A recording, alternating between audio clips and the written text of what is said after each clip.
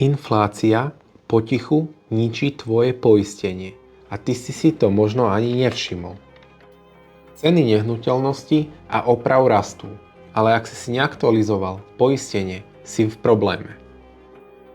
Peter je poistený na 100 000 eur, ale jeho skutočná hodnota bytu je dnes 150 000 eur.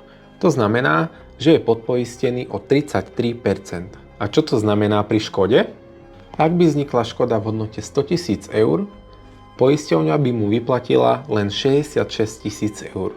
Zvyšných 34 000 eur by musel platiť z vlastného vrecka. Ako sa chrániť voči takýmto prípadom?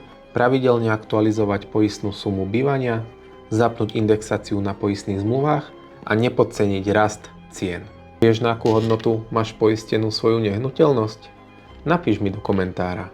Ak chceš mať istotu, ozvi sa mi a pozrieme sa na to spoločne.